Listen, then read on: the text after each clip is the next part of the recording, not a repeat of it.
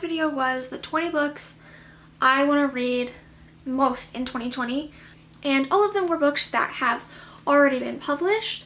And now I'm talking about the 2020 releases. Not 20 of them, but just the books that are coming out in 2020 that I am most excited to read. And the first one is Woven in Moonlight by Isabel Ibanez. I'm sorry if I butchered your last name. I will learn how to pronounce it, I promise. But this is a young adult fantasy inspired by Bolivian politics and history, which I have never seen before in young adult fantasy. So I'm super excited to give this a go.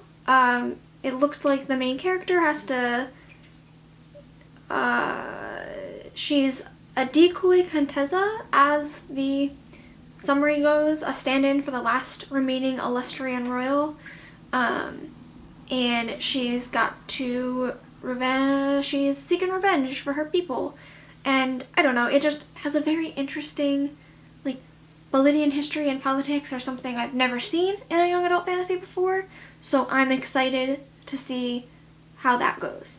The next book I'm interested in is The Kingdom of Back by Marie Lu, who I have never read before but have heard very good things about, so I want to give her a try. And this series is the one that has sounded the most interesting to me, so this is where I'm gonna just give her a good old shot. And it's a historical YA fantasy, and I do not like historical fiction, but I love historical fantasy, because you add a little bit of magic to anything and I will probably like it 10 times more. About a musical prodigy and the dangerous lengths she'll go to make history remember her. I love the idea of reading a YA fantasy book about a musical prodigy. And, okay, so you just had me sold, and then I read the description and I find out this is a YA fantasy retelling following Mozart's sister, who never had the chance to be a composer and musical prodigy because she was a female. I'm so excited for this book. Comes out in March 2020. The next book I want to read is The Midnight Lie by Marie Rukowski. I'm sorry, I probably just butchered that. I don't know a lot about this book, but I do know it has an LGBT romance in it, and it's YA fantasy, and that's yeah, that's all I need, really, nowadays, I guess. I've also heard people say it, you know, I've heard some hype going around about it already, so I'm hopeful to see that continues when the book is actually out, which comes out as well on March 3rd, 2020. Then I also want to read The Glass Magician by Carolyn Stevermer, which comes out on my birthday, April 7th, 2020. And it's about a menagerie in the Golden Age, and it's another historical fantasy. And the premise is, like, you can turn into, like, this is a magical fantasy world in which people can turn into animals, like some people can, and those people are, like, the privileged of society, and our protagonist is not one of those people. People turning into animals? I don't know why that is such a concept that interests me, but, like, I think it's because I would love to be able to shapeshift into an animal at will and not, like, as a werewolf or something. Like, not, like, against my will, but at my will, and to any animal I want is something I would, like, that's a superpower I would take. So I love to read books with that concept. So if you know any other books with that concept, please send them my way.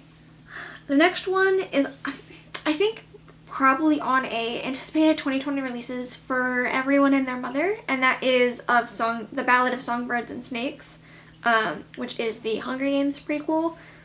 about, I think her name's Beatty, from the second book, Catching Fire.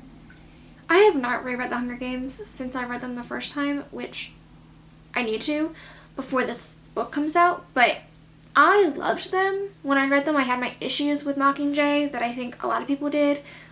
It felt a little bit rushed, but I still really loved Hunger Games, and I felt like that was like the pinnacle of what YA dystopian could and should look like. And so I'm super, super, super excited that Susan Collins is like gracing us with more from that world. And so yes, I am going to pick up A Ballad of Songbirds and Snakes like everybody else on May 19th, 2020. So the next one I am mostly excited about, or the first time I even looked at this book, to be honest, the reason I looked at the premise, I should say, is because the cover is beautiful, and that's Forest of Souls by Lori M. Lee. It just, like, this cover spoke to me, and I don't know what it was. It's the same reason I think I like both Skyward and Starsight, the covers, when other people did not. I love this art style for human faces on YA covers, and I hope this is also what my YA cover looks like. I don't know what it is, but I love it. But this book was sold as perfect for fans who love Naomi Novik and Susan Dennard, and that is me. That is me. I am that intersection of human person. So I was like, oh, cute cover. Fans of Susan Dennard and Naomi Novik, that's me. What is this book about? And it was like a tale of destiny and sisterhood.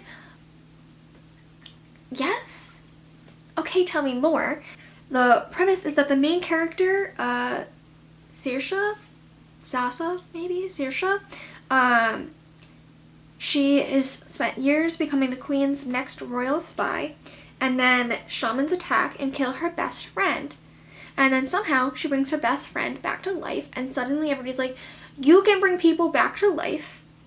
And she is summoned to the domain of the Spider King, and I swear to God, if he is actually spiders, I'm gonna be super, like, a spider. I'm gonna be mad.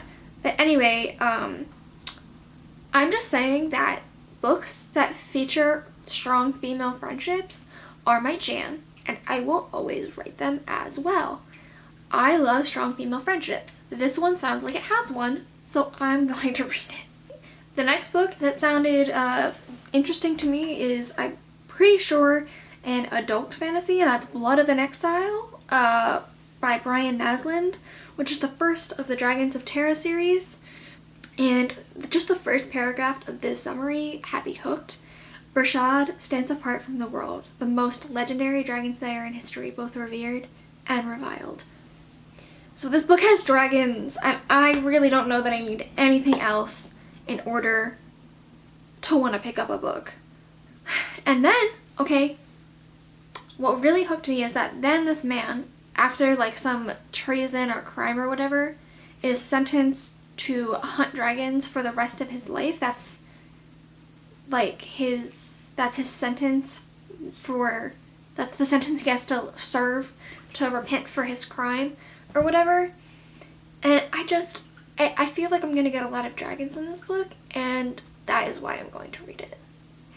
And then the last one that I'm going to read in 2020, and I will stop everything else I'm reading if this book comes out on the day that I was promised, and that's the working title is Rhythm of War, but it's Stormlight 4. Rhythm of War is not on any of the announcement promo that was put out into the world by Tor and Brandon, so I'm not sure if like the title is changing or if it's just not solid yet. But if you know me as a person, you know I am missing Way of Kings because I lent it to a friend. But you know that like Stormlight Archive is my favorite series of all time, and so only having to wait 3 years between these massive chunks of books. Thank you for that, Brandon Sanderson. And yes, I will drop everything I am reading and doing to sit down and plow through all like 1,000+ pages of Stormlight 4, Rhythm of War, whatever you want to call it. I'm super excited and nobody is surprised. So, those are the releases that are coming out in 2020 that I am personally most excited to read. Some of them I will pick up immediately. Some of them I will probably wait to see how much hype they get and what the general reviews are before I pick them up, because my interest in them is a little bit more shallow and the premise was not as much of a hook for others. But I'm gonna let you find out what those books are at a later date. And also, I'm kind of a gremlin when it comes to reading books, and these books are sounding interesting to me now, but I might be in the middle of something else I'm really liking at the time, and I might not pick it up immediately or at all, because I'm kind of just the worst when it comes to following through on reading books that I say I want to read. But those are the books that sound interesting to me, so I hope some of them sound interesting to you and you have new books on your radar for 2020. Yeah, that's all I got. Tell me some of the 2020 releases you are interested in so I can add even more books to a growing list of books that I'm like, I'm gonna read this book, and then I probably won't. Bye!